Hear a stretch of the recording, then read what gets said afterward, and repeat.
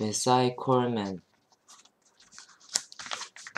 Introduction. In the United States in the 1920s, few women flew planes, and it was unthinkable that an African American woman could fly. Yet Bessie Coleman did just that. Bessie was a brave African American woman who fought discrimination to follow her dream of becoming a pilot.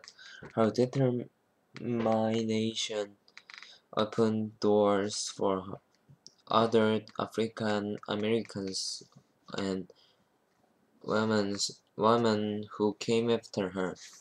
Growing up in Texas, Bessie Coleman was born in Atlanta, Texas in 1892.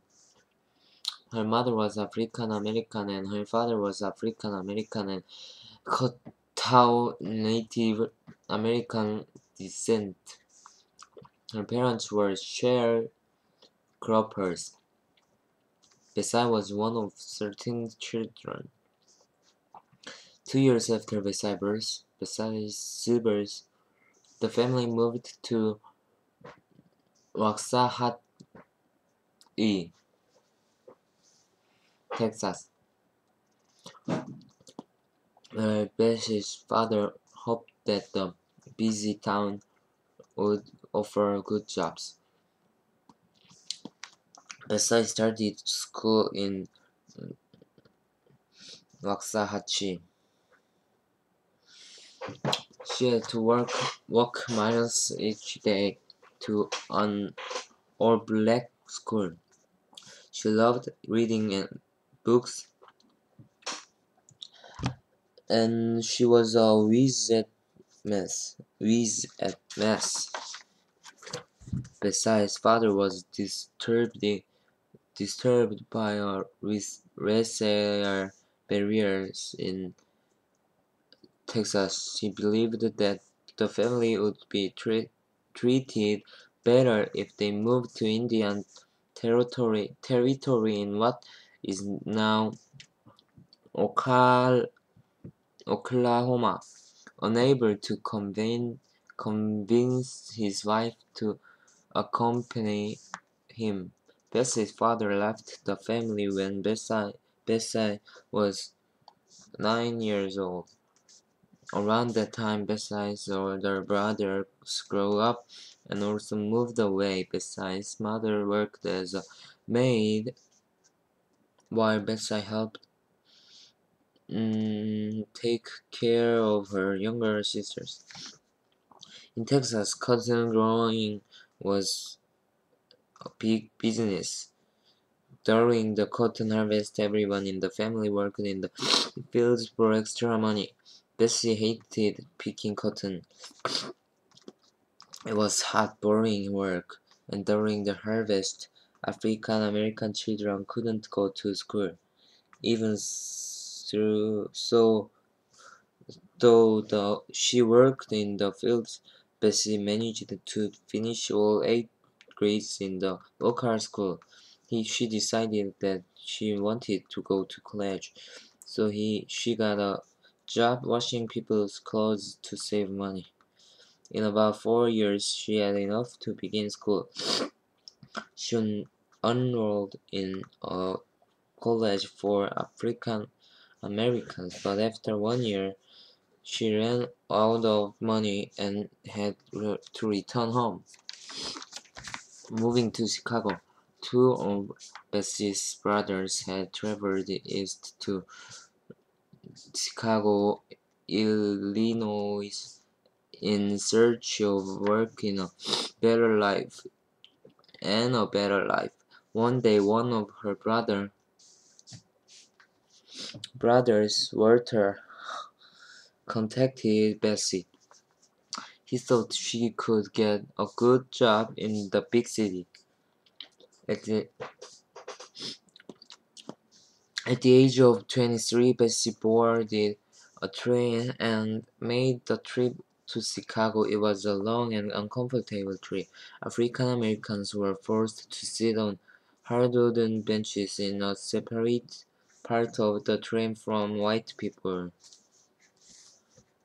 When Bessie arrived in Chicago, she moved in with her brothers Walter and John and their wives, making 5 people in one small apartment.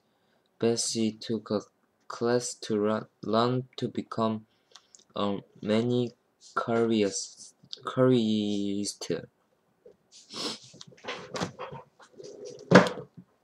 and soon she found a job at the White Sox barber shop on Chicago's South Side. When America entered World War I, John and Walter enlisted in the army and went to France to fight. Bessie read newspaper stories about the fighting in Europe and worried about her brother's safety. She also read about the brave pilots and was especially inspired by one, Eugen Bullard, an African American who flew for the French. When her brother returned, they told Bessie stories about the war. John teased her, saying that French women were braver than American women,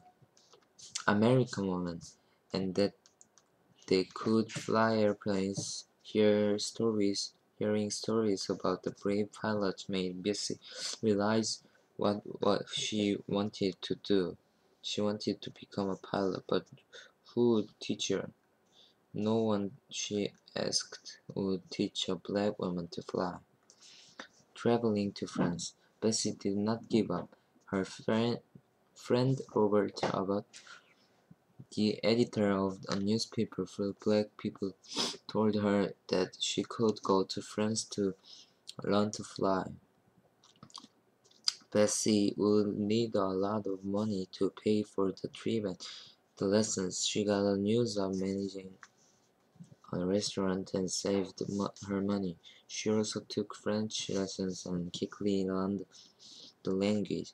Robert Abbott and other friends helped her pay for the trip as well.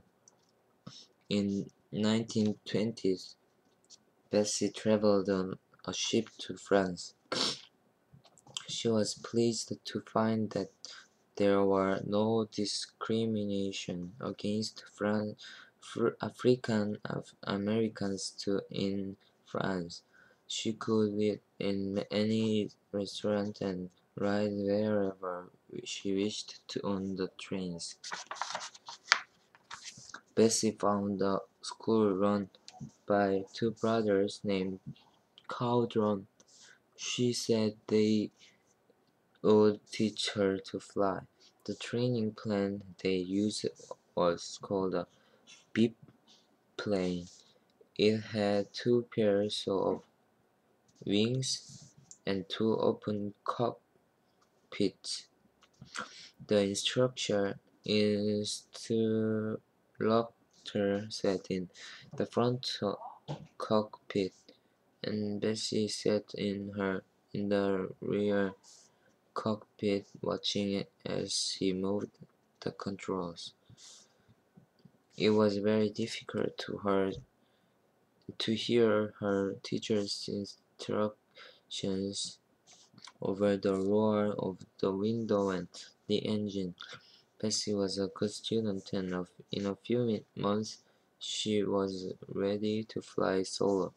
In 1921, at the age of 29, Bessie became the first African American female pilot.